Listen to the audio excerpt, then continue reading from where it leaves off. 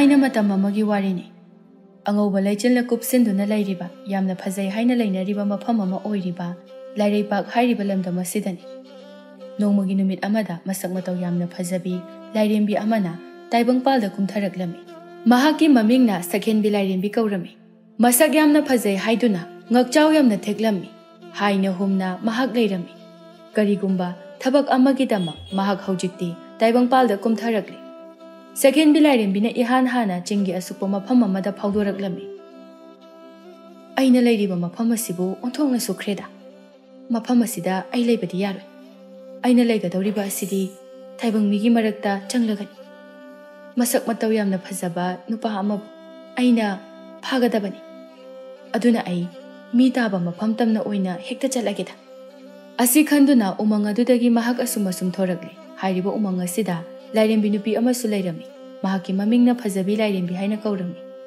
ꯃꯍꯥꯛꯁꯨ ꯃꯁꯛ ꯃꯇꯧ ꯌꯥꯝꯅ ꯐꯖꯔꯝꯃꯤ ꯆꯤꯡꯅꯨꯡ ꯑꯁꯤꯗ ꯃꯍꯥꯛ ꯃꯊꯟꯇ ꯂꯩ ꯀꯔꯤꯒꯨꯝꯕ ꯀꯥꯟꯗꯅ ꯆꯤꯡ ꯑꯁꯤꯗ ꯁꯥ ꯇꯥꯟꯕ ꯂꯥꯛꯄ ꯅꯨꯄꯥ ꯅꯠꯇ꯭ꯔꯒ ꯎ ꯌꯥꯟꯕ ꯂꯥꯛꯄ ꯅꯨꯄꯥꯕꯨ ꯃꯍꯥꯛꯅ ꯉꯥꯎꯍꯟꯗꯨꯅ ꯆꯦꯟꯗꯨꯅ ꯄꯨꯕꯁꯨ ꯌꯥꯎꯔꯝꯃꯤ ꯐꯖꯕꯤ ꯂꯥꯏꯔꯦꯝꯕꯤ ꯑꯁꯤꯅ ꯆꯤꯡꯅꯨꯡꯗ ꯂꯩꯕ ꯏꯁꯤꯡꯆꯥꯏꯕꯤ ꯑꯃꯒꯤ ꯃꯃꯥꯡꯗ ꯂꯩꯕ ꯑꯆꯧꯕ ꯅꯨꯡꯄꯥꯛ ꯑꯃꯒꯤ ꯃꯐꯝ ꯑꯗꯨꯗ ꯐꯝꯗꯨꯅ ꯂꯩꯔꯝꯃꯤ ꯍꯟꯗꯛ ꯃꯔꯛꯇꯤ ꯑꯩꯅ ꯂꯩꯔꯤꯕ ꯃꯐꯝ ꯑꯁꯤꯗ ꯀꯅꯥꯁꯨ ꯂꯥꯛꯄ ꯎꯈꯤꯗ꯭ꯔꯦ ꯇꯥꯏꯕꯪ ꯃꯤ ꯎꯈꯤꯗꯕ ꯀꯨꯏꯔꯦ ꯀꯝꯗꯧꯅꯤ ꯁꯤꯗꯤ ꯑꯩꯅ ꯈꯜꯂꯤꯁꯤꯅ ꯅꯃꯨ ꯇꯥꯏꯕꯪ ꯄꯥꯈꯪ ꯃꯁꯛ ꯐꯖꯕ ꯑꯃꯕꯨ ꯑꯩꯒꯤ ꯐꯖꯕ ꯀꯌꯥꯁꯦ ꯎꯠꯇꯨꯅ ꯄꯨꯡꯁꯨꯝ ꯁꯨꯝꯗꯨꯅ ꯉꯥꯎꯍꯜꯂꯒ ꯑꯩꯒꯤ ꯅꯥꯛꯇ ꯂꯦꯡꯗꯅ ꯊꯝꯒꯦ ꯍꯥꯏꯅ ꯇꯧꯕꯅꯤ ꯑꯗꯨꯕꯨ ꯑꯩꯕꯨ ꯍꯣꯏꯗ ꯃꯈꯣꯏ ꯁꯣꯏꯗꯅ ꯂꯥꯛꯀꯅꯤ ꯋꯥꯔꯕꯁꯨ ꯋꯥꯅ ꯉꯥꯏꯕ ꯇꯥꯔꯦꯗꯅ ꯐꯖꯕꯤ ꯂꯥꯏꯔꯦꯝꯕꯤꯅ ꯏꯁꯩ ꯁꯛꯇꯨꯅ ꯃꯐꯝ ꯑꯗꯨꯗ ꯂꯩꯔꯤ ꯁꯛꯍꯦꯟꯕꯤ ꯂꯥꯏꯔꯦꯝꯕꯤꯅ ꯁꯨꯝ ꯊꯣꯛꯂꯛꯄ ꯑꯁꯤꯗ ꯀꯅꯥꯒꯨꯝꯕ ꯑꯃꯅ ꯏꯁꯩ ꯁꯛꯄꯒꯤ ꯃꯈꯣꯜ ꯑꯗꯨ ꯍꯦꯛ ꯇꯥꯔꯛꯂꯝꯃꯤ ꯆꯠꯂꯝꯕꯗꯨ ꯆꯞ ꯂꯦꯞꯇꯨꯅ ꯀꯅꯥꯅꯣ ꯏꯁꯩ ꯁꯛꯂꯤꯕꯁꯤꯅ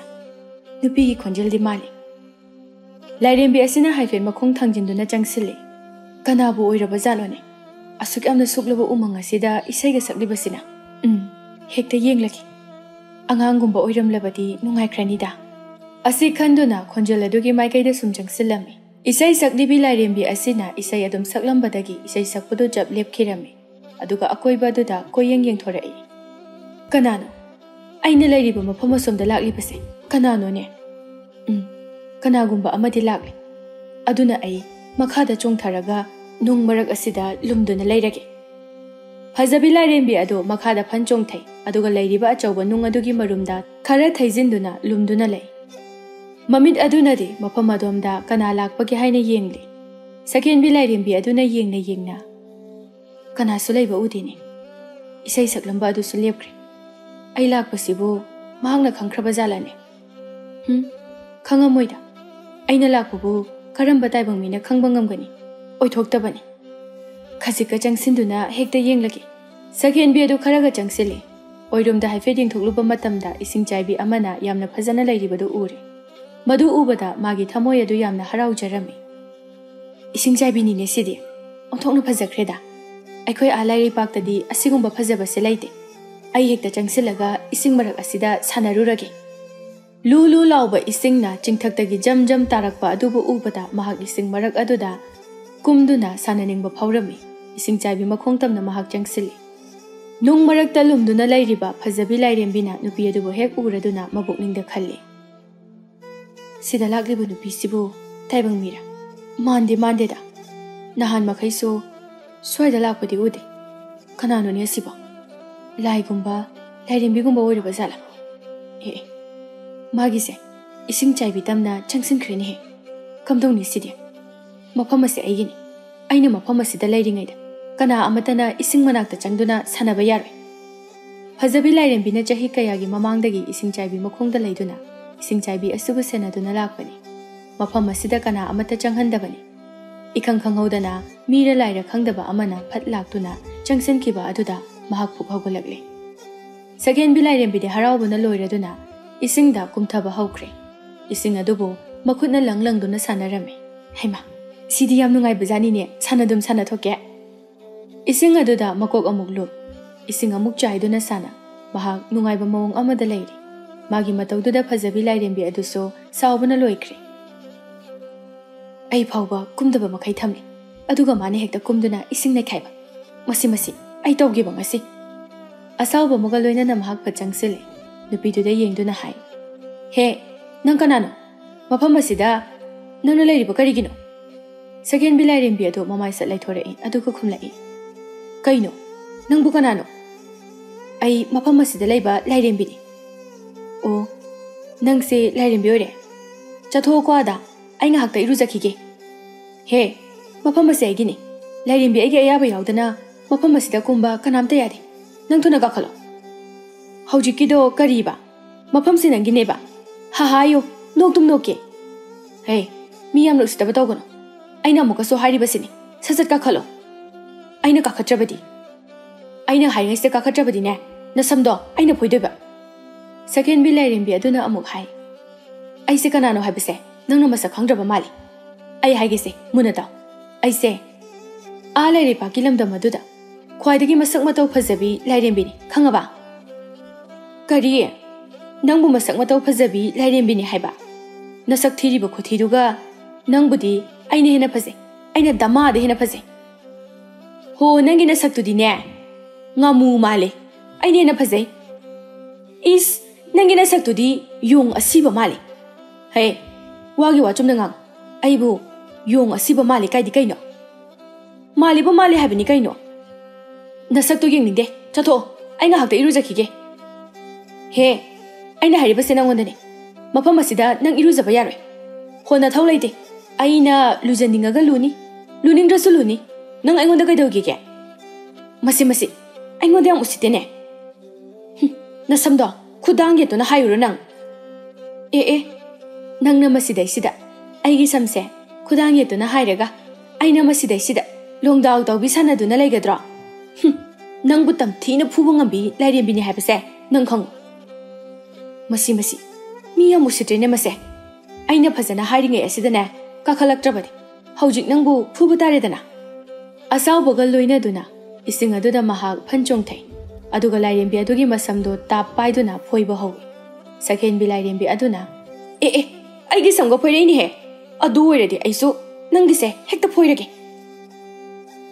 ꯑꯁꯨꯝ ꯇꯧꯅ ꯃꯈꯣꯏ ꯑꯅꯤꯗꯨ ꯏꯁꯤꯡ ꯑꯗꯨꯗ ꯃꯁꯝ ꯐꯣꯏꯅꯗꯨꯅ ꯌꯥꯝꯅ ꯀꯟꯅ ꯈꯠꯅꯔꯝꯃꯤ꯫ ꯆꯤꯡ ꯑꯁꯤꯒꯤ ꯍꯦꯛ ꯃꯃꯥꯡꯗ ꯈꯨꯜ ꯑꯃꯁꯨ ꯂꯩꯔꯝꯃꯤ. ꯌꯨꯝ ꯌꯥꯝꯅ ꯇꯥꯕ ꯈꯨꯜ ꯑꯃꯗꯤ ꯅꯠꯇꯦ. ꯈꯨꯜ ꯑꯁꯤꯗ ꯂꯩꯔꯤꯕ ꯃꯤꯑꯣꯏꯁꯤꯡ ꯑꯁꯤ ꯃꯕꯨꯛ ꯃꯄꯥꯎ ꯂꯣꯏꯅ ꯐꯔꯝꯃꯤ. ꯑꯃꯅ ꯑꯃꯒꯤ ꯃꯇꯦꯡ ꯄꯥꯡꯅꯗꯨꯅ ꯌꯥꯝꯅ ꯅꯨꯡꯉꯥꯏꯅ ꯅꯨꯡꯁꯤ ꯆꯥꯟꯅꯅ ꯂꯩꯃꯤꯟꯅꯕ ꯍꯥꯏꯕ ꯈꯨꯜ ꯑꯗꯨ ꯑꯣꯏꯔꯝꯃꯤ꯫ ꯈꯨꯜ ꯑꯁꯤꯗ ꯂꯨꯈ꯭ꯔꯥꯕꯤ ꯇꯝꯄꯥꯛꯀꯤ ꯑꯃꯠꯇ ꯄꯣꯛꯆꯕ ꯃꯆꯥꯅꯨꯄꯥ ꯑꯃꯁꯨ ꯂꯩꯔꯝꯃꯤ꯫ ꯃꯃꯤꯡꯅ ꯃꯊꯟꯇ ꯄꯣꯛꯏ ꯍꯥꯏꯗꯨꯅ ꯃꯃꯥꯅ ꯇꯣꯝꯄꯣꯛ ꯍꯥꯏꯅ ꯀꯧꯔꯝꯃꯤ꯫ ꯇꯣꯝꯄꯣꯛ ꯃꯥꯁꯨ ꯃꯁꯥ ꯃꯎ ꯐꯕ, ꯃꯁꯛ ꯃꯇꯧ ꯌꯥꯝꯅ ꯐꯖꯕ ꯅꯨꯄꯥ ꯑꯃ ꯑꯣꯏꯔꯝꯃꯤ꯫ ꯅꯨꯃꯤꯗꯥꯡꯅꯤ. ꯃꯃꯥ ꯃꯆꯥ ꯃꯈꯣꯏ ꯑꯅꯤ ꯆꯥꯛ ꯆꯥꯔꯤ. ꯇꯝꯄꯥꯛꯅ ꯆꯥꯛ ꯆꯥꯅ ꯃꯆꯥꯅꯨꯄꯥꯗ ꯍꯥꯏ, "ꯏꯃꯥꯒꯤ ꯏꯕꯨꯡꯉꯣ, ꯏꯃꯥꯁꯦ ꯅꯪꯉꯣꯟꯗ ꯋꯥ ꯑꯃꯠꯇ ꯍꯥꯏꯒꯦ ꯍꯥꯏꯗꯨꯅ ꯇꯧꯔꯝꯕꯅꯤ." "ꯀꯩ ꯋꯥꯅꯣ ꯏꯃꯥ?" "ꯈꯔ ꯂꯩꯔꯕꯗꯤ ꯅꯣꯡꯖꯨꯊꯥ ꯍꯥꯏꯕꯗꯣ ꯑꯣꯏꯁꯤꯜꯂꯛꯂꯒꯅꯤ. ꯆꯥꯛꯈꯨꯝꯒꯤ ꯌꯨꯝꯊꯛꯇ ꯀꯨꯞꯂꯤꯕ ꯏ ꯑꯁꯦ ꯌꯨꯕꯁꯨ ꯌꯥꯎꯔꯤ. ꯇꯨ, ꯁꯣꯝꯒꯤ ꯁꯔꯨꯛꯈꯩꯁꯦ ꯁꯤꯟꯗꯣꯛꯅꯤꯡꯂꯦ ꯏꯃꯥꯗꯤ." ꯇꯣꯝꯄꯣꯛꯁꯨ ꯌꯨꯝꯊꯛ ꯑꯗꯨꯗ ꯌꯦꯡꯈꯠꯇꯨꯅ ꯈꯨꯝꯃꯤ, "ꯑꯩꯁꯨ ꯈꯜꯂꯝꯃꯤꯅꯦ ꯏꯃꯥ. ꯐꯔꯦ, ꯍꯌꯦꯡ ꯑꯌꯨꯛ ꯆꯤꯡꯗ ꯆꯠꯂꯒ ꯏ ꯑꯣꯏꯅ ꯐꯥꯜꯂꯨꯔꯒꯦ." "ꯍꯣꯏ, ꯅꯣꯡ ꯆꯨꯔꯛꯇ꯭ꯔꯤꯉꯩꯗ ꯁꯤꯟꯊꯣꯛꯍꯧꯁꯤ. ꯅꯣꯡ ꯅꯪꯂꯕꯗꯤꯅꯦ, ꯅꯣꯡ ꯑꯇꯥ ꯈꯨꯗꯤꯡꯒꯤ ꯆꯥꯛꯈꯨꯝ ꯑꯁꯦ ꯏꯁꯤꯡ ꯊꯨꯝꯂꯅꯤ." "ꯍꯣꯏ ꯏꯃꯥ." "ꯐꯔꯦ, ꯆꯥꯛꯇꯣ ꯆꯥꯔꯣ." ꯃꯃꯥ ꯃꯆꯥ ꯃꯈꯣꯏ ꯑꯅꯤ ꯃꯈꯥ ꯇꯥꯅ ꯆꯥꯛ ꯑꯗꯨ ꯍꯥꯎꯅ ꯆꯥꯔꯤ꯫ ꯃꯊꯪꯒꯤ ꯅꯨꯃꯤꯠꯅꯤ. ꯇꯣꯝꯄꯣꯛ ꯆꯤꯡꯗ ꯆꯠꯅꯅꯕ ꯁꯦꯝ ꯁꯥꯏ. ꯊꯧꯔꯤ ꯑꯃꯒ ꯊꯥꯡꯒꯣꯜ ꯑꯃꯒ ꯄꯥꯏꯗꯨꯅ ꯂꯩꯔꯦ. ꯇꯝꯄꯥꯛ ꯊꯣꯛꯂꯛꯇꯨꯅ ꯃꯆꯥꯅꯨꯄꯥꯗ ꯍꯥꯏ, "ꯑꯁꯣꯝ ꯑꯋꯥꯡ ꯊꯪꯕꯔꯣꯝꯁꯤꯗꯅꯦ ꯏ ꯌꯥꯝꯅ ꯍꯧꯕꯅꯤ. ꯑꯗꯣꯝꯗ ꯑꯣꯏꯅ ꯆꯠꯂꯨ." "ꯍꯣꯏ ꯃꯥ." "ꯍꯩ, ꯀꯨꯏꯔꯛꯀꯅꯨꯀꯣ." "ꯍꯣꯏ ꯃꯥ, ꯑꯩ ꯆꯠꯂꯒꯦꯀꯣ." ꯇꯣꯝꯄꯣꯛ ꯆꯠꯈ꯭ꯔꯦ. ꯇꯝꯄꯥꯛꯅ ꯃꯆꯥꯅꯨꯄꯥꯕꯨ ꯌꯦꯡꯗꯨꯅ ꯍꯥꯏꯖꯍꯧꯏ, "ꯑꯩꯒꯤ ꯑꯃꯠꯇ ꯄꯣꯛꯆꯕ ꯏꯆꯥꯅꯨꯄꯥꯁꯦ ꯑꯣꯟꯊꯣꯛꯅ ꯃꯔꯥꯏꯕꯛ ꯊꯤꯈ꯭ꯔꯦꯗꯀꯣ. ꯃꯄꯥꯁꯨ ꯅꯧꯅ ꯀꯥꯏꯅꯈꯤ. ꯄꯤꯁꯛ ꯄꯤꯛꯅ ꯑꯋꯥꯕ ꯀꯔꯤꯅꯣ ꯍꯥꯏꯕ ꯃꯁꯛ ꯈꯪꯂꯛꯈꯤ. ꯅꯨꯡꯉꯥꯏꯕ ꯍꯥꯏꯕ ꯑꯗꯨꯃ ꯐꯪꯖꯗ꯭ꯔꯕꯅꯤꯗꯀꯣ ꯑꯩꯒꯤ ꯏꯆꯥꯁꯦ." ꯇꯣꯝꯄꯣꯛ ꯆꯤꯡ ꯇꯝꯅ ꯑꯁꯨꯝ ꯆꯠꯂꯤ. ꯁꯣꯝꯗꯅ ꯏꯁꯤꯡ ꯆꯥꯏꯕꯤ ꯃꯈꯣꯡ ꯑꯗꯨꯗꯅꯤ ꯐꯖꯕꯤ ꯂꯥꯏꯔꯦꯝꯕꯤ ꯑꯗꯨ ꯂꯩꯔꯤ. ꯃꯍꯥꯛꯅ ꯍꯥꯏꯖꯩ, "ꯃꯥꯅ ꯍꯦꯛꯇ ꯑꯩꯒꯤ ꯂꯩꯐꯝ ꯑꯁꯤꯗ ꯂꯥꯛꯇꯨꯅ ꯂꯩꯕ ꯌꯥꯕ꯭ꯔꯕ? ꯑꯗꯨꯅꯤ, ꯑꯩꯅ ꯃꯥꯒꯤ ꯃꯁꯝꯗꯣ ꯂꯣꯏꯅ ꯐꯣꯏꯗꯠꯄꯅꯤ. ꯐꯠ ꯍꯦꯛꯇ ꯂꯥꯛꯑꯒ ꯃꯥꯅ ꯍꯦꯛꯇ ꯑꯐꯥꯎꯕ ꯁꯥꯔꯗꯅ. ꯃꯥ ꯍꯧꯖꯤꯛ ꯅꯥꯕꯅ ꯂꯣꯏꯔꯝꯃꯅꯤꯗꯣ." ꯏꯁꯤꯡ ꯆꯥꯏꯕꯤ ꯃꯔꯛ ꯑꯗꯨꯗ ꯃꯍꯥꯛ ꯐꯝꯗꯨꯅ ꯂꯩꯔꯤ. "ꯑꯩꯕꯨ ꯏꯁꯤꯡ ꯑꯁꯤꯗ ꯀꯨꯝꯗꯨꯅ ꯁꯥꯟꯅꯁꯤꯔꯅꯦ?" ꯇꯜꯂꯤꯗ ꯃꯐꯝꯁꯤꯗ ꯅꯨꯄꯥ ꯃꯁꯛ ꯐꯖꯕ ꯑꯃ ꯑꯣꯏꯅ ꯂꯥꯛꯄ ꯉꯥꯏꯔꯒꯦ ꯐꯖꯕꯤ ꯂꯥꯏꯔꯦꯝꯕꯤ ꯑꯁꯤꯅ ꯃꯐꯝ ꯑꯁꯤꯗ ꯂꯩꯗꯨꯅ ꯅꯃꯨ ꯇꯥꯏꯕꯪ ꯃꯤ ꯄꯥꯈꯪ ꯃꯁꯛ ꯐꯖꯕ ꯑꯃꯕꯨ ꯂꯥꯛꯄ ꯉꯥꯏꯔꯛꯄ ꯑꯁꯤ ꯃꯇꯝ ꯐꯅ ꯀꯨꯏꯔꯦ ꯑꯗꯨꯕꯨ ꯉꯁꯤ ꯐꯥꯎꯕ ꯃꯍꯥꯛꯅ ꯄꯥꯝꯖꯕ ꯃꯤ ꯑꯃꯠꯇ ꯃꯐꯝ ꯑꯁꯤꯗ ꯂꯥꯛꯂꯝꯗꯦ ꯑꯩꯅ ꯉꯥꯏꯔꯛꯂꯤꯕꯁꯦ ꯐꯅꯗꯤ ꯀꯨꯏꯔꯦꯁꯦ ꯑꯗꯨꯕꯨ ꯉꯁꯤ ꯐꯥꯎꯕ ꯍꯦꯛ ꯂꯥꯛꯇꯦꯕ ꯍꯟꯗꯛꯃꯨꯛ ꯂꯥꯛꯇ ꯂꯥꯛꯁꯅꯨ ꯑꯩ ꯇꯧꯒꯦꯕ ꯂꯦꯝꯅ ꯁꯨꯛꯇ ꯊꯥꯔꯣꯏ ꯑꯩ ꯍꯧꯖꯤꯛ ꯌꯨꯝ ꯌꯥꯝꯅ ꯄꯥꯅꯤꯡꯂꯕꯅꯤ ꯑꯃꯔꯣꯝꯗ ꯐꯖꯕꯤ ꯂꯥꯏꯔꯦꯝꯕꯤ ꯑꯁꯤ ꯑꯗꯨꯛ ꯍꯛꯅ ꯐꯠꯇꯕ ꯂꯥꯏꯔꯦꯝꯕꯤ ꯑꯃ ꯅꯠꯇꯦ ꯃꯐꯝ ꯑꯁꯤꯗ ꯂꯥꯛꯄ ꯅꯃꯨ ꯇꯥꯏꯕꯪ ꯃꯤꯒꯤ ꯃꯐꯝꯗ ꯃꯥꯅ ꯐꯠꯇꯕ ꯀꯔꯤꯁꯨ ꯇꯧꯕ ꯂꯩꯇ꯭ꯔꯤ ꯁꯣꯝꯗꯅ ꯃꯁꯛ ꯃꯇꯧ ꯐꯖꯕꯤ ꯁꯀꯦꯟꯕꯤ ꯂꯥꯏꯔꯦꯝꯕꯤ ꯑꯗꯨ ꯎꯈꯥ ꯑꯃꯒꯤ ꯃꯈꯥꯗ ꯐꯝꯗꯨꯅ ꯀꯞꯇꯨꯅ ꯂꯩꯔꯝꯃꯤ ꯃꯍꯥꯛꯅ ꯍꯥꯏꯖꯩ ꯑꯩꯒꯤ ꯑꯁꯨꯛ ꯌꯥꯝꯅ ꯐꯖꯈ꯭ꯔꯕ ꯁꯝ ꯑꯁꯤꯕꯨ ꯀꯩꯁꯨ ꯂꯩꯇꯕ ꯃꯥꯅ ꯍꯦꯛ ꯐꯣꯏꯈꯤꯕ ꯑꯩꯅꯗꯤ ꯀꯌꯥ ꯆꯦꯛꯁꯤꯟꯅ ꯊꯝꯖꯈ꯭ꯔꯕꯅꯣ ꯍꯧꯖꯤꯛꯇꯤ ꯑꯩꯒꯤ ꯁꯝꯁꯦ ꯄꯨꯡꯂꯣꯏ ꯂꯣꯏꯔꯦꯗꯅ ꯑꯩ ꯀꯃꯥꯏ ꯇꯧꯅꯤ ꯑꯩ ꯌꯥꯝ ꯀꯞꯅꯤꯡꯉꯤꯗ ꯃꯥꯒꯤ ꯁꯝꯕꯨ ꯐꯖꯕꯤ ꯂꯥꯏꯔꯦꯝꯕꯤꯅ ꯐꯖꯅ ꯐꯣꯏꯈ꯭ꯔꯦ ꯃꯥꯅ ꯐꯣꯏꯈ꯭ꯔꯕ ꯁꯝ ꯑꯗꯨꯕꯨ ꯌꯦꯡꯗꯨꯅ ꯃꯍꯥꯛ ꯀꯞꯆꯔꯤ ꯑꯩ ꯌꯥꯝ ꯄꯦꯟꯗꯦꯗ ꯀꯩꯁꯨ ꯂꯩꯇꯕ ꯃꯥꯅ ꯍꯦꯛꯇ ꯂꯥꯛꯆꯈꯤꯕ ꯈꯪꯒꯅꯤꯕ ꯅꯣꯡꯃ ꯇꯟꯖꯥ ꯆꯥꯕ ꯃꯇꯥꯡ ꯑꯃ ꯍꯦꯛ ꯐꯪꯕꯗ ꯑꯩꯅ ꯅꯪꯒꯤ ꯅꯁꯝꯗꯣ ꯁꯣꯏꯗꯅ ꯐꯣꯏꯒꯅꯤ ꯑꯌꯣ ꯑꯩ ꯌꯥꯝ ꯅꯥꯔꯦ ꯁꯝꯁꯦ ꯐꯣꯏꯗꯨꯅ ꯆꯤꯡꯈꯤꯕꯒꯤ ꯑꯩ ꯀꯣꯛꯁꯤꯁꯨ ꯌꯥꯝ ꯆꯤꯛꯑꯦꯕ ꯇꯧꯔꯤꯁꯦ ꯑꯅꯥꯕꯗꯨ ꯈꯥꯡꯗꯨꯅ ꯎꯈꯥ ꯑꯗꯨꯗ ꯃꯍꯥꯛ ꯂꯩꯔꯤ ꯇꯣꯝꯄꯣꯛ ꯆꯤꯡꯊꯛ ꯑꯗꯨꯋꯥꯏꯗ ꯍꯧꯔꯤꯕ ꯏ ꯃꯌꯥꯝ ꯑꯗꯨꯗꯒꯤ ꯐꯥꯟꯕ ꯌꯥꯕ ꯈꯔ ꯐꯥꯜꯂꯝꯃꯤ ꯀꯣꯌꯦꯡ ꯌꯦꯡꯗꯨꯅ ꯐꯅ ꯌꯥꯝꯅꯗꯤ ꯍꯧꯕꯖꯥꯠꯅꯤꯅꯦ ꯃꯁꯦ ꯑꯩꯅ ꯐꯥꯜꯂꯤꯕꯁꯤꯅ ꯌꯥꯔꯗ꯭ꯔꯅꯦ ꯌꯥꯔꯅꯤꯗ ꯀꯣꯛꯊꯣꯡ ꯑꯆꯧꯕ ꯑꯃꯗꯤ ꯐꯥꯔꯅꯤ ꯃꯥꯅ ꯐꯥꯜꯂꯤꯕ ꯏꯁꯤꯡ ꯑꯗꯣ ꯃꯥꯅ ꯄꯨꯔꯛꯄ ꯊꯧꯔꯤ ꯑꯗꯨꯗ ꯍꯥꯞꯇꯨꯅ ꯆꯦꯠꯅ ꯀꯤꯁꯤꯜꯂꯝꯃꯤ ꯊꯥꯡꯒꯣꯜ ꯑꯗꯨꯅ ꯃꯈ꯭ꯋꯥꯡꯗ ꯌꯦꯞꯁꯤꯜꯂꯤ ꯑꯗꯨꯒ ꯆꯤꯡꯈꯥ ꯇꯝꯅ ꯀꯨꯝꯊꯔꯛꯂꯤ ꯅꯨꯡꯁꯥꯅꯒ ꯁꯥꯒꯠꯂꯛꯄꯒ ꯃꯥꯒꯤ ꯃꯁꯥꯗꯣ ꯌꯥꯝꯅ ꯋꯥꯔꯝꯃꯤ ꯃꯁꯥꯗꯣ ꯑꯔꯥꯝ ꯈꯧꯔꯥꯡꯕ ꯐꯥꯎꯔꯝꯃꯤ ꯑꯁ ꯋꯥꯔꯦꯗ ꯏꯁꯤꯡꯁꯨ ꯐꯅ ꯈꯧꯔꯥꯡꯂꯤ ꯇꯧꯔꯤꯁꯦ ꯈꯣꯡꯒ ꯊꯥꯡꯕ ꯉꯝꯗ꯭ꯔꯦꯗ ꯑꯩ ꯃꯃꯥꯏꯗꯣ ꯂꯩꯊꯣꯛꯇꯨꯅ ꯍꯩꯃꯥ ꯁꯣꯝꯗ ꯏꯁꯤꯡ ꯆꯥꯏꯕꯤ ꯑꯃ ꯂꯩꯕꯅꯤ ꯑꯗꯨꯗ ꯆꯪꯉꯒ ꯍꯦꯛꯇ ꯊꯧꯔꯒꯦ ꯑꯁꯤ ꯈꯟꯗꯨꯅ ꯌꯦꯠꯂꯣꯝꯗ ꯍꯥꯏꯗꯨꯅ ꯃꯍꯥꯛ ꯆꯠꯂꯝꯃꯤ ꯈꯔ ꯆꯠꯄꯒ ꯎꯈꯥ ꯑꯃꯗ ꯅꯨꯄꯤ ꯑꯃ ꯇꯨꯝꯗꯨꯅ ꯂꯩꯔꯤꯕꯗꯨ ꯎꯔꯝꯃꯤ ꯃꯗꯨꯗ ꯏꯉꯛ ꯉꯛꯅ ꯅꯨꯄꯤꯅꯤꯅꯦ ꯀꯅꯥꯅꯣ ꯃꯈꯣꯜ ꯊꯣꯛꯅ ꯍꯥꯏ ꯍꯩ ꯅꯪꯕꯨ ꯀꯅꯥꯅꯣ ꯆꯤꯡꯊꯛꯁꯤꯗ ꯂꯩꯔꯤꯕ ꯅꯪꯕꯨ ꯀꯅꯥꯅꯣ ꯍꯧꯒꯠꯂꯨꯅꯦ ꯁꯀꯦꯟꯕꯤ ꯂꯥꯏꯔꯦꯝꯕꯤꯅꯤ ꯃꯍꯥꯛꯇꯤ ꯐꯖꯅ ꯇꯨꯝꯊꯔꯨꯔꯦ ꯇꯣꯝꯄꯣꯛ ꯃꯥꯒꯤ ꯋꯥꯈꯜꯗꯗꯤ ꯇꯥꯏꯕꯪ ꯅꯨꯄꯤ ꯑꯃꯅꯤ ꯍꯥꯏꯅ ꯈꯜꯂꯝꯃꯤ ꯃꯥꯒꯤ ꯁꯛꯇꯝ ꯑꯗꯨ ꯌꯦꯡꯂꯨꯕꯗ ꯌꯥꯝꯅ ꯐꯖꯕ ꯅꯨꯄꯤ ꯑꯃ ꯑꯣꯏꯗꯨꯅ ꯂꯩꯔꯝꯂꯦ ꯃꯁꯛꯁꯤꯗꯤ ꯌꯥꯝ ꯐꯖꯩꯅꯦ ꯑꯁꯨꯛ ꯐꯖꯕ ꯅꯨꯄꯤ ꯏꯃꯥꯅ ꯄꯣꯛꯄꯗꯒꯤ ꯎꯈꯤꯗ꯭ꯔꯤꯅꯦ ꯈꯨꯐꯖꯝꯅꯤꯀꯣ ꯁꯀꯦꯟꯕꯤ ꯂꯥꯏꯔꯦꯝꯕꯤꯗꯨ ꯃꯤꯀꯞ ꯊꯣꯔꯛꯂꯤ ꯃꯃꯤꯠ ꯍꯦꯛ ꯄꯥꯡꯊꯣꯔꯛꯇꯨꯅ ꯌꯦꯡꯂꯨꯕꯗ ꯃꯥꯒꯤ ꯃꯤꯠꯃꯥꯡꯗ ꯃꯁꯥ ꯃꯎ ꯐꯕ ꯃꯁꯛ ꯃꯇꯧ ꯌꯥꯝꯅ ꯐꯖꯕ ꯅꯨꯄꯥ ꯑꯃ लेप्तुना लेरमलिबदु महक उरे मथनता हाइजे हाइमा आइगे मिना उरिब नुपासिदी याम फजैना मसिगी नुपासे आइगे खुतगी नाथोखनबे याद्रे तोंपोकना हंगी नंगबु कनानो मफम असिदा नथनता सा कैगमता कीद्रबो नंगबो हाइफेट नुफेट तौदुना लाइरेंबी अदुना खोमि आइ कीदेदा कय चौबो मला अगा जाथोख्रबदी कमाय तौनी मसिदना मखोलदो खरा तपथदुना अदुमना जाथोख्रगना आइगी पुंसिसे हेना दुम फारेदा असुकवाना आइगी पुंसिसे आइ हिंगनिंद्रे हारिसिबु लाइरेंबी माना असमना ता तौशिने इबुंग हाइना कौजगी इबुंग नचलोइबी आइगी मपोक असिदी यामना लाइबक थीदा आइगिने हाइबदा हन्ना येंगबदा कनासु लैतरे आइ इथंतने लैरिबा असुकवाना हिंगदबगी सरो आइ सिखिबना हेना फै नंगी वखलदो उनरे करिगी सिगदौरिबनो मियोइबगी मपोकसे पाक हेक्ता पोकपो ngamba nate aduna siba yadeko aisu khangi adubu ai asumnadi ai hingningdre kaishu khalunu se ado nangbu kari ming kauge aigidi tompo kawe aigi mingdi second bi kawe second bi haiba yam phaje sakka minga yam chani saksu yam phaje kaisu phajadabani da ibong nate nangbu hojupo mafum kaida lege ibong आइगी लाइफम सिमा हाइबा मलाइते आइगी खोंसिना थांदुना पुदुना छटपा मफम खुदिंगदा थुंगलुबा मफम मदुदा आइगी युमनि वारे हाइदुना हौजुसु पथारम लेबनि अदु ओरेदि नंग स्वाइदा लेबदा खुदोंथिबा नंगनि सातान बनुपाना हायमना चटपनि किसद्रा aduna nang mi taba khulda oina chatuna lay. Hoi ibung, ado ibung bu I phan biruribara. Phalo bani. Chingdagi kumtharak bada ising khawrang man khraduna somda layba ising chai bi dudane ising thakpu chalugi haina changlak bani. Nupa sina ising chai bi haina palakpa asida mahang mathanta haijai. Ising chai bi haiba. Mafam aduda madugi hingchabi manbi lairim bido lehobi ko. Tompok na kaidorage murum murum sontuna lairidubo. Kaisu taude. Adudi pare. Ai ising kita thaukhige ko. Hoi. Tompok magi idu buduna ising chai bina leiba mafam adonda laklami. Sakhen bi lairim bina haija howe. Mahadi chatkreni. Ai kamaina tawni. Ising chai bi aduda madugi lairim bido soidana leirangani. Masiki taipung nupase. Mane ukibada. Magi makhut chananaba soidana honakini. Ai kaidauba tai. Nupase. Ai yoidaba yadi.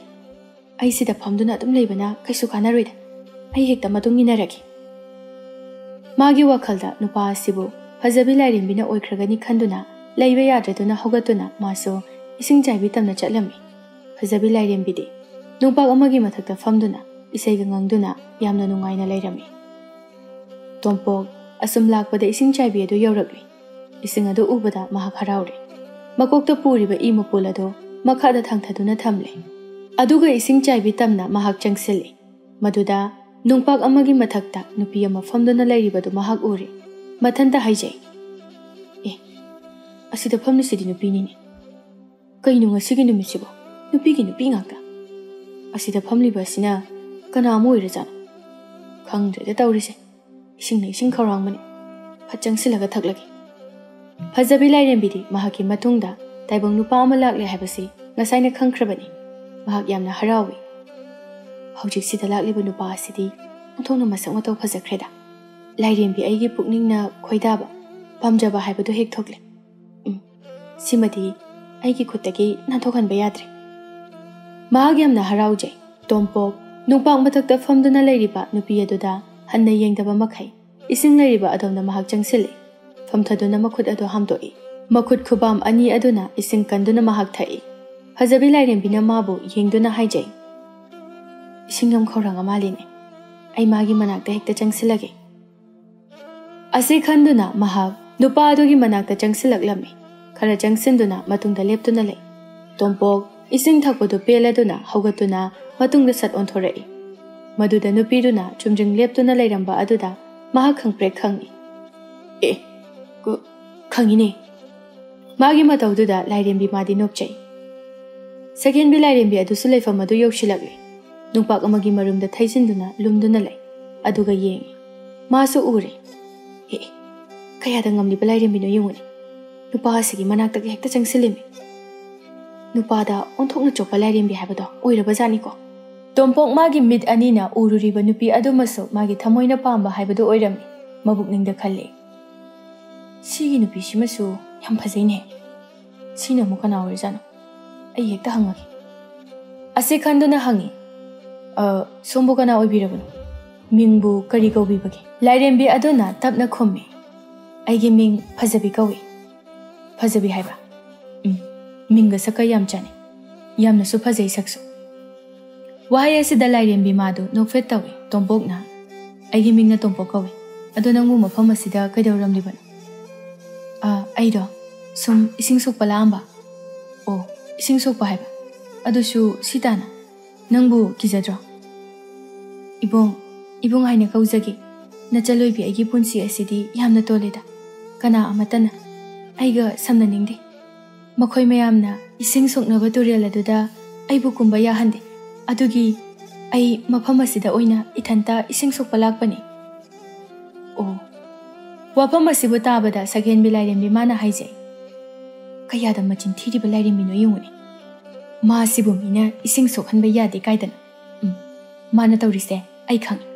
Asengba taibang nupi ama saraduna nupa ase phananaba kaina honaba susai. Ai tawgib. Nangi nakhutagi aina soidana mungani. Tompok na hai. Adu oiradi ising du phatsoga yumlomda hankrona. Halage haina tawramlibani. Nangi sing soknabadi kada leibu dena. Mafam adwaida koyeng yengi fajabi lairembina asumna hai. Aina ising songnanaba purakpa pundo tu sigi ising manungsida tasinkre lupkreba adoibo namuta kumtharaga thibiyuba. Ha, aibo. Seba amta thibiyu. Hoi hoi. Asi haiduna tompo ising aduda kumtharaklami. Second bilairembina haijay. Mana nupasida moithem tokre haiba. Yengune nupa hasi isingda kumthakhiga tawri. Magi makhuta nupase soidana takhiba tari ni tawrisi. Aidiboko. Tompok ising aduda kumthai. Iruptuna ising manung aduda pun leibra haina thirami. Adubu thengnaba kaubudi leiramde. Masida mana hai. Nangi pun haibado. Swaidadi tabu udini. Nangna taki haibadubu aseng barane. Au, aseng ki takrine. Aisu kumtharaki. Aiko yani theminase. Asi haiduna masu ising aduda kumthai. Aiko yani theminase ba ibung. Sakhen bilairembidi fajabi lairembigi matawado yengba ngamdraduna. Mitsi onthokna naridako. Onthokna yamna henjile hawani. Makhatana yengduna lairadi. Aigi mit anise soidana tangkiba tari. Ayamukta thukai khige.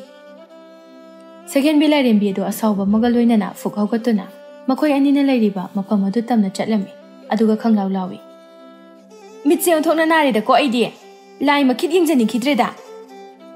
Wafam asi fajabi lairembi mana mamaisat onthoraktuna khumlai. He, nangdi mafam asida kari tawba amuk laiba. Mafam asida amuk hana lakpa yararoi haidana. Aina nangoda haikibadubu nangbu kaurabrane he. O aidine nupa asigi matungda inajarakpa. Kari nupa asigi matungda inarakpani kaidana. Hai, nangne mafam asi thadoktuna yamna thunna chakro. Aidi kadawbaki chatoiba. Nupa aduda yengduna makha tai. Ibung kakhalo akhoi ni chakrasi. Tu masigi nupise yamna tawba ngambani. Ibungbu mana phananaba hotnaribani. Hai, chinado khithiranu. Aibu taw ngambi kaina. Chumbu chumdo aina haise.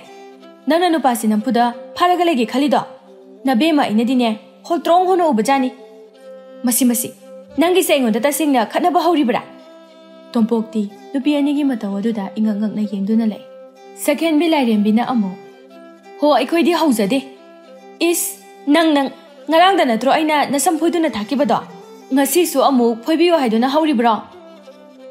Ngasidi aina amu nangina samdo phoiba tari. Aina nungaiti haina tawbidabasida nangdi aibu yamna usilamjuboire. Nang ngasidi lemna tharoida. Yengba taredana. Sakhen bilairembi mahak ising aduda fatchongthai. Makhoi ani masam phoinaba hekta hawragli.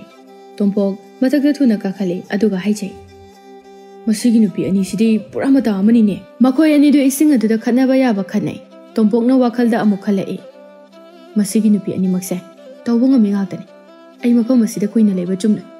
Ai yam thuna yumyongnoba chathawraki. Asi khanduna yamna thuna mahak mafam adudagi thorakle. I mapul ado makokda thangkatuna mahak thuna mayum tamna chatkre. Lairembi ani adu makhatana adu makhanari. Nangna tadi ngamhalohi. Sidriba phawbadi nangbu phugani. Hera, ai siragasi nang siragasi. Yengba taredana. Makhoi ani du launa duna makhatana khanari. Tompok hawjikti mayum yawri. Makoktagi I mapul ado makhada thami. Aduga mangolgi dari aduda famduna sor asangba mahontoi. Ainadi masak mataw yamna phajai kaina khaluri. Aduga makhoi ani di hingchabinaga olakpa mali. Imungdagi tampak thorai. Machanupabu yengduna. Imagi bungo icha haledana. Hoima. Icha waramani. Ima chakaloiduna leirabani. Hoima. Chathoklaro laoko. Hoima. Tompok makhut masa hamduna chak chaba imungda changkre. Mahak chak chai. Tampakna machanupada hai. Nangna I se phalurabanina yumthakta I kupase karam kandagi hawrage ba. Ima horen nga haklibaga adum hawrage. Ho phare. Adoima ai paw matamge aina chingdagi I phalaga kumtharakpadane nupi ama thengnayeb masak kaidi khupajamani. Adugi matungda ising chaibi adomda changsindunane ising thakpa changbada nupi amaga so amuk thengnayeb adusune masak yam phajai. Mana haine ising manungda magi pundo takre amta thibiyon ai sukumlaga thibaneba adum leiramde masu kumthare aduga ikang khangawdana masai aina ihan hana thingnaramba nupido phatlaktuna makhoi ani hekta launaraga khanarakpagi wanise ꯃꯈꯣꯏ ꯑꯅꯤꯅ ꯈꯠꯅꯔꯤꯉꯩ ꯑꯗꯨꯗꯅꯦ ꯑꯩ ꯇꯨꯃꯤꯟꯅ ꯆꯦꯟꯊꯣꯛꯍꯧꯔꯤꯅꯤ ꯍꯧꯖꯤꯛꯀꯥꯟꯒꯤ ꯅꯨꯄꯤꯁꯦ ꯄꯨꯔꯥ ꯀꯩꯅꯣꯝꯅꯤꯀꯣ ꯏꯃꯥ ꯇꯝꯄꯥꯛ ꯃꯆꯥꯅꯨꯄꯥꯅ ꯇꯝꯂꯛꯂꯤꯕ ꯄꯥꯎ ꯑꯁꯤꯕꯨ ꯇꯥꯔꯨꯔꯒ ꯃꯥꯅ ꯍꯥꯏ ꯏꯃꯥꯒꯤ ꯕꯨꯡꯉꯣ ꯅꯪꯅ ꯍꯥꯏꯔꯤꯕ ꯃꯐꯝ ꯏꯁꯤꯡ ꯆꯥꯏꯕꯤ ꯍꯥꯏꯅ ꯍꯥꯏꯔꯤꯕꯗꯣ ꯂꯥꯏꯔꯦꯝꯕꯤ ꯊꯣꯛꯑꯦ ꯀꯥꯏꯅ ꯍꯥꯏꯅꯕꯅꯤ ꯅꯪꯅ ꯊꯦꯡꯅꯔꯛꯂꯤꯕ ꯃꯈꯣꯏ ꯑꯅꯤꯗꯣ ꯇꯥꯏꯕꯪ ꯅꯨꯄꯤ ꯑꯃ ꯑꯣꯏꯔꯝꯒꯅꯤ ꯍꯥꯏꯕ ꯏꯃꯥꯗꯤ ꯊꯥꯖꯗꯦ ꯑꯗꯨꯗꯤ ꯏꯃꯥ ꯃꯈꯣꯏ ꯑꯅꯤ ꯂꯥꯏꯔꯦꯝꯕꯤ ꯑꯣꯏꯔꯝꯕ ꯇꯥꯔꯦꯅꯦ ꯍꯣꯏꯅꯦ ꯍꯣꯏꯅꯦ ꯃꯈꯣꯏ ꯑꯅꯤꯗꯣ ꯂꯥꯏꯔꯦꯝꯕꯤ ꯑꯣꯏꯔꯝꯒꯅꯤ ꯂꯥꯏꯔꯦꯝꯕꯤ ꯍꯥꯏꯕ ꯑꯁ ꯑꯩ ꯁꯤꯔꯝꯅꯤꯗ ꯃꯃꯥꯒꯤ ꯋꯥꯍꯩꯁꯤ ꯇꯥꯔꯨꯕꯗ ꯇꯣꯝꯄꯣꯛ ꯍꯧꯖꯤꯛꯇꯗ ꯃꯥꯒꯤ ꯃꯤꯍꯨꯜ ꯑꯗꯨ ꯈꯪꯆꯣꯡ ꯆꯣꯡꯈꯠꯂꯛꯂꯦ ꯑꯁꯨꯝꯅ ꯆꯥꯛ ꯆꯥꯕ ꯇꯣꯛꯂꯕ ꯃꯇꯨꯡꯗ ꯉꯥꯏꯍꯥꯛ ꯂꯩꯕꯒ ꯇꯣꯝꯄꯣꯛꯅ ꯌꯨꯝ ꯃꯊꯛꯇ ꯀꯥꯈꯠꯇꯨꯅ ꯏ ꯁꯤꯟꯗꯣꯛꯂꯝꯃꯤ ꯌꯥꯝꯅ ꯀꯨꯏꯅ ꯆꯪꯕ ꯅꯠꯇꯦ ꯅꯨꯃꯤꯠ ꯑꯗꯨꯗ ꯑꯗꯨꯝ ꯁꯤꯟꯗꯣꯛꯄ ꯂꯣꯏꯔꯦ ꯃꯥꯅ ꯃꯃꯥꯗ ꯍꯥꯏ ꯏꯃꯥ ꯁꯤ ꯑꯣꯏꯗꯤ ꯌꯥꯔꯦꯅꯦꯀꯣ ꯌꯥꯔꯦ ꯌꯥꯔꯦ ꯏꯆꯥꯅꯨꯄꯥ ꯆꯥꯎꯔꯛꯄ ꯀꯥꯏꯁꯦ ꯌꯥꯝꯅ ꯅꯨꯡꯉꯥꯏꯈ꯭ꯔꯦ ꯏꯃꯥ ꯅꯣꯡ ꯐꯅ ꯇꯥꯔꯁꯨ ꯅꯣꯡ ꯁꯨꯡꯌꯨ ꯍꯦꯛ ꯌꯨꯔꯔꯣꯏ ꯃꯃꯥ ꯃꯆꯥ ꯃꯈꯣꯏ ꯑꯅꯤꯗꯣ ꯅꯣꯛꯆꯩ ꯅꯨꯃꯤꯗꯥꯡꯒꯤ ꯃꯇꯝꯅꯤ ꯆꯥꯛ ꯆꯥꯕ ꯂꯣꯏꯔꯕ ꯃꯇꯨꯡꯗ ꯇꯣꯝꯄꯣꯛ ꯃꯥꯒꯤ ꯐꯃꯨꯡꯗ ꯆꯪꯗꯨꯅ ꯇꯨꯝꯂꯦ ꯅꯨꯃꯤꯠ ꯆꯨꯞꯄ ꯃꯁꯥꯗ ꯋꯥꯔꯨꯕꯒꯤ ꯐꯃꯨꯡꯗ ꯍꯦꯛ ꯇꯥꯕꯒ ꯈꯣꯛꯇꯨꯅ ꯃꯍꯥꯛ ꯅꯨꯡꯉꯥꯏꯅ ꯇꯨꯝꯈ꯭ꯔꯦ ꯃꯥꯒꯤ ꯃꯃꯪꯗ ꯃꯍꯥꯛ ꯑꯁꯤ ꯏꯁꯤꯡ ꯆꯥꯏꯕꯤ ꯑꯗꯨ ꯇꯝꯅ ꯆꯠꯂꯝꯃꯤ ꯇꯣꯝꯄꯣꯛ ꯏꯁꯤꯡ ꯆꯥꯏꯕꯤ ꯑꯗꯨ ꯌꯧꯔꯛꯂꯦ ꯃꯥꯅ ꯃꯐꯝ ꯑꯗꯨꯗ ꯌꯧꯔꯛꯄꯗ ꯏꯁꯤꯡ ꯑꯗꯨꯗ ꯂꯥꯏꯔꯦꯝꯕꯤ ꯑꯅꯤꯗꯨ ꯈꯠꯅꯗꯨꯅ ꯂꯩꯔꯦ ꯃꯥꯅ ꯍꯥꯏꯖꯩ ꯉꯁꯥꯏꯗꯒꯤ ꯈꯠꯅꯕ ꯍꯧꯕꯗꯨꯕꯨ ꯍꯧꯖꯤꯛ ꯐꯥꯎꯕ ꯈꯠꯅꯔꯒ ꯂꯣꯏꯔꯦ ꯅꯈꯣꯏ ꯑꯅꯤꯗꯤ ꯈꯠꯅꯕ ꯌꯥꯝ ꯀꯜꯂꯤ ꯂꯥꯏꯔꯦꯝꯕꯤ ꯑꯅꯤꯗꯨ ꯃꯁꯝ ꯐꯣꯏꯅꯕꯗ ꯃꯀꯣꯛꯇꯒꯤ ꯃꯁꯝ ꯑꯃꯠꯇ ꯌꯥꯎꯗ꯭ꯔꯦ ꯃꯔꯨ ꯂꯣꯏꯅ ꯀꯣꯛꯂꯦ ꯃꯗꯨ ꯎꯕꯗ ꯑꯃꯨꯛ ꯍꯥꯏꯖꯩ ꯃꯈꯣꯏ ꯑꯅꯤ ꯑꯁꯤ ꯃꯁꯝ ꯐꯣꯏꯅꯕ ꯍꯦꯟꯃꯟꯕꯗꯒꯤ ꯃꯔꯨꯒ ꯂꯣꯏ ꯀꯣꯛꯑꯦꯗꯅ ꯃꯁꯝ ꯍꯧꯗ꯭ꯔꯤꯉꯩꯗꯗꯤ ꯃꯈꯣꯏ ꯑꯅꯤꯁꯦ ꯃꯁꯛ ꯌꯥꯝꯅ ꯐꯖꯈꯤꯕꯅꯤ ꯍꯧꯖꯤꯛ ꯃꯔꯨ ꯀꯣꯛꯑꯀꯥꯟꯗꯗꯤ ꯑꯁ ꯂꯣꯏꯔꯦ ꯌꯦꯡꯍꯩꯗ꯭ꯔꯦ ꯃꯍꯥꯛ ꯃꯊꯟꯇ ꯅꯣꯛꯆꯩ ꯏꯁꯤꯡꯗ ꯈꯠꯅꯔꯝꯕ ꯂꯥꯏꯔꯦꯝꯕꯤ ꯑꯅꯤꯗꯨ ꯆꯞ ꯂꯦꯞꯈ꯭ꯔꯦ ꯃꯃꯥꯏꯗꯨ ꯇꯣꯝꯄꯣꯛꯂꯣꯝꯗ ꯂꯣꯏꯅ ꯌꯦꯡꯊꯣꯔꯛꯂꯦ ꯃꯈꯣꯜ ꯑꯗꯨ ꯀꯣꯏꯂꯥꯎ ꯂꯥꯎꯗꯨꯅ ꯇꯣꯝꯄꯣꯛ ꯇꯝꯅ ꯆꯦꯟꯁꯤꯜꯂꯛꯂꯦ ꯃꯈꯣꯏ ꯑꯅꯤꯒꯤ ꯃꯇꯧ ꯑꯗꯨꯗ ꯇꯣꯝꯄꯣꯛ ꯆꯦꯟꯒꯦ ꯇꯧꯏ ꯑꯗꯨꯕꯨ ꯃꯍꯥꯛ ꯆꯦꯟꯕ ꯅꯪꯍꯧꯗ꯭ꯔꯦ ꯂꯥꯏꯔꯦꯝꯕꯤ ꯑꯅꯤ ꯑꯗꯨꯅ ꯃꯈꯨꯠ ꯌꯦꯠ ꯑꯃꯗꯤ ꯑꯣꯏ ꯑꯗꯨ ꯐꯥꯗꯨꯅ ꯂꯩꯈ꯭ꯔꯦ ꯇꯣꯝꯄꯣꯛ ꯃꯈꯣꯜ ꯊꯣꯛꯅ ꯀꯣꯏꯂꯥꯎ ꯂꯥꯎꯏ ꯂꯥꯏꯔꯦꯝꯕꯤ ꯑꯅꯤꯗꯨꯅ ꯇꯣꯝꯄꯣꯛꯄꯨ ꯏꯁꯤꯡ ꯑꯗꯨ ꯇꯝꯅ ꯆꯤꯡꯊꯈ꯭ꯔꯦ ꯇꯣꯝꯄꯣꯛꯅ ꯍꯥꯏꯖꯩ ꯀꯩꯅꯣ ꯍꯥꯏꯁꯤꯕꯣ ꯑꯩꯕꯨ ꯁꯤꯕ ꯇꯥꯔꯕ꯭ꯔꯣ ꯑꯣ ꯀꯅꯥ ꯀꯅꯥ ꯂꯩꯕꯒꯦ ꯑꯩꯕꯨ ꯂꯥꯏꯔꯦꯝꯕꯤꯅ ꯐꯥꯗꯨꯅ ꯏꯁꯤꯡꯗ ꯆꯤꯡꯊꯔꯦ ꯑꯩꯒꯤ ꯊꯋꯥꯏꯕꯨ ꯑꯝꯇ ꯀꯟꯕꯤꯌꯣ ꯑꯗꯨꯕꯨ ꯃꯥꯅ ꯂꯥꯎꯔꯤꯕꯗꯣ ꯃꯅꯥꯛꯇ ꯂꯩꯔꯤꯕ ꯂꯥꯏꯔꯦꯝꯕꯤ ꯑꯅꯤꯗꯨ ꯅꯠꯇꯅ ꯑꯇꯣꯞꯄ ꯀꯅꯥ ꯑꯃꯠꯇꯅ ꯇꯥꯔꯝꯗꯦ ꯂꯥꯏꯔꯦꯝꯕꯤ ꯑꯅꯤꯗꯨꯅ ꯍꯥꯏꯖꯩ ꯃꯥ ꯑꯩꯒꯤ ꯑꯣꯏꯒꯅꯤ ꯀꯔꯤꯕ ꯀꯔꯤꯒꯤ ꯅꯪꯒꯤ ꯑꯣꯏꯕ ꯃꯥꯁꯦ ꯑꯩꯒꯤꯅꯤ ꯑꯩꯒ ꯍꯥꯟꯅ ꯊꯦꯡꯅꯕꯅꯤ ꯅꯪꯅ ꯍꯥꯟꯅ ꯊꯦꯡꯅꯕ ꯇꯥꯔꯁꯨ ꯑꯩꯒꯤ ꯑꯣꯏꯒꯅꯤ ꯆꯠꯈ꯭ꯔꯣ ꯅꯪ ꯑꯩ ꯃꯥꯒ ꯂꯩꯍꯧꯔꯒꯦ ꯑꯩꯅ ꯆꯠꯄ ꯇꯥꯔꯕꯁꯨ ꯃꯥꯕꯨ ꯄꯨꯗꯨꯅ ꯑꯩ ꯆꯠꯀꯅꯤ ꯃꯗꯨ ꯅꯠꯇ꯭ꯔꯤꯈꯩꯗꯤꯅꯦ ꯑꯩ ꯃꯐꯝ ꯑꯁꯤꯗꯒꯤ ꯁꯨꯛꯆꯠ ꯆꯠꯂꯣꯏ ꯍꯦ ꯁꯛꯊꯤꯕꯤ ꯃꯤꯒꯤ ꯅꯨꯄꯥ ꯃꯨꯟꯒꯦ ꯍꯥꯏꯅ ꯇꯧꯔꯤꯗꯣ ꯅꯃꯥꯏꯗꯨ ꯏꯀꯥꯏꯗ꯭ꯔꯣ ꯅꯨꯄꯥ ꯃꯨꯜꯂꯤꯁꯤꯕꯨ ꯑꯩꯅꯔꯣ ꯅꯠꯇ꯭ꯔꯒ ꯅꯪꯅꯔꯣ ꯃꯈꯣꯏ ꯑꯅꯤꯅ ꯈꯪꯆꯤꯡ ꯆꯤꯡꯅꯩ ꯃꯇꯥꯡ ꯑꯁꯤꯗ ꯇꯨꯝꯂꯝꯕ ꯇꯣꯝꯄꯣꯛ ꯃꯤꯀꯞ ꯈꯪꯊꯣꯛ ꯊꯣꯛꯂꯛꯏ ꯃꯃꯥꯏ ꯃꯃꯤꯠꯇꯨ ꯍꯨꯃꯥꯡ ꯉꯥꯛꯇ ꯉꯥꯏꯔꯦ ꯃꯈꯨꯠ ꯑꯗꯨꯅ ꯃꯃꯥꯏ ꯑꯗꯨ ꯅꯥꯟꯊꯗꯨꯅ ꯑꯁ ꯀꯔꯤ ꯃꯪ ꯑꯩꯅ ꯍꯧꯖꯤꯛ ꯃꯪꯈ꯭ꯔꯤꯕꯗꯨꯕꯣ ꯏꯁꯤꯡꯗ ꯃꯈꯣꯏ ꯑꯅꯤꯅ ꯑꯩꯕꯨ ꯐꯥꯗꯨꯅ ꯍꯦꯛꯇ ꯆꯤꯡꯊꯕꯒꯤ ꯋꯥꯅꯤ ꯑꯁ ꯑꯩ ꯁꯤꯔꯝꯅꯤꯗ ꯃꯪꯂꯥꯟ ꯑꯣꯏꯔꯝꯕ ꯑꯗꯨꯗ ꯃꯍꯥꯛ ꯁꯣꯔ ꯑꯁꯥꯡꯕ ꯑꯃ ꯍꯣꯟꯊꯣꯛꯏ ꯃꯊꯪꯒꯤ ꯑꯌꯨꯛꯅꯤ ꯅꯣꯡꯉꯥꯜꯂꯛꯄꯗ ꯃꯥꯏꯀꯩ ꯃꯔꯤꯃꯛ ꯑꯃꯨꯕ ꯂꯩꯆꯤꯜꯅ ꯄꯨꯡꯀꯨꯞ ꯀꯨꯞꯇꯨꯅ ꯂꯩꯔꯝꯃꯤ ꯇꯝꯄꯥꯛꯅ ꯍꯥꯏꯖꯩ ꯅꯣꯡꯁꯦ ꯏꯃꯥ ꯂꯥꯎꯕꯩ ꯇꯥꯗꯣꯔꯤꯀꯣ ꯃꯈꯥꯔꯣꯝꯗꯒꯤ ꯃꯝꯈꯩ ꯂꯥꯛꯂꯦ ꯇꯣꯝꯄꯣꯛꯅ ꯃꯃꯥꯗ ꯍꯥꯏ ꯏꯃꯥ ꯑꯩꯈꯣꯏ ꯆꯥꯛꯈꯨꯝꯒꯤ ꯌꯨꯝꯊꯛꯁꯦ ꯉꯔꯥꯡ ꯁꯤꯟꯗꯣꯛꯍꯧꯕꯅ ꯌꯥꯝ ꯐꯩꯀꯣ ꯅꯣꯡꯁꯦ ꯏꯃꯥ ꯏꯆꯥꯅ ꯌꯨꯝꯊꯛ ꯁꯤꯟꯗꯣꯛꯄ ꯉꯥꯏꯗꯨꯅ ꯂꯩꯔꯝꯂꯤꯕ ꯖꯥꯠꯅꯤ ꯍꯧꯖꯤꯛꯇꯤ ꯌꯥꯔꯦ ꯇꯥꯔꯣ ꯅꯪꯅ ꯇꯥꯅꯤꯡꯕ ꯃꯑꯣꯡꯗ ꯅꯅꯤꯡꯇꯝꯅ ꯇꯥꯔꯣ ꯍꯥꯏꯅ ꯅꯣꯡ ꯑꯗꯨ ꯖꯝ ꯖꯝ ꯂꯥꯎꯅ ꯌꯥꯝꯅ ꯀꯟꯅ ꯆꯨꯔꯛꯂꯝꯃꯤ ꯇꯝꯄꯥꯛꯅ ꯐꯅ ꯀꯟꯅꯕꯨ ꯆꯨꯔꯤꯅꯦ ꯇꯧꯔꯤꯁꯦ ꯁꯣꯝꯗꯅ ꯏꯁꯤꯡ ꯆꯥꯏꯕꯤ ꯑꯗꯨꯗꯅꯤ ꯉꯔꯥꯡꯗꯒꯤ ꯍꯧꯖꯤꯛ ꯐꯥꯎꯕ ꯂꯥꯏꯔꯦꯝꯕꯤ ꯑꯅꯤꯗꯨ ꯃꯁꯝ ꯐꯣꯏꯅꯗꯨꯅ ꯐꯤꯕꯝ ꯑꯃ ꯀꯥꯏꯕ ꯃꯈꯩ ꯈꯠꯅꯔꯤ ꯅꯣꯡꯗꯤ ꯀꯟꯅ ꯆꯨꯔꯛꯂꯤ ꯑꯗꯨꯕꯨ ꯃꯈꯣꯏ ꯑꯅꯤꯅ ꯈꯠꯅꯔꯤꯕ ꯑꯗꯨꯗꯤ ꯂꯦꯞꯄ ꯀꯧꯕ ꯂꯩꯇꯦ ꯏꯈꯪ ꯈꯪꯍꯧꯗꯅ ꯑꯈꯥꯛ ꯑꯔꯥꯎ ꯑꯃꯒ ꯂꯣꯏꯅꯅ ꯅꯣꯡꯗꯣꯜ ꯊꯛꯇꯒꯤ ꯕ꯭ꯔꯖ ꯁꯤꯡꯖꯪ ꯇꯥꯔꯛꯂꯦ ꯕ꯭ꯔꯖ ꯁꯤꯡꯖꯪ ꯑꯗꯨꯅ ꯅꯨꯄꯥ ꯃꯨꯟꯅꯕꯒꯤ ꯈꯠꯅꯔꯤꯕ ꯂꯥꯏꯔꯦꯝꯕꯤ ꯑꯅꯤ ꯑꯗꯨꯗ ꯌꯥꯜꯂꯝꯃꯤ ꯂꯥꯏꯔꯦꯝꯕꯤ ꯑꯅꯤꯗꯨ ꯈꯨꯗꯛ ꯑꯗꯨꯗ ꯁꯤꯈꯤꯔꯝꯃꯤ ꯅꯣꯡ ꯑꯗꯨꯁꯨ ꯉꯥꯏꯍꯥꯛ ꯂꯩꯕꯒ ꯍꯥꯡꯈꯤꯔꯝꯃꯤ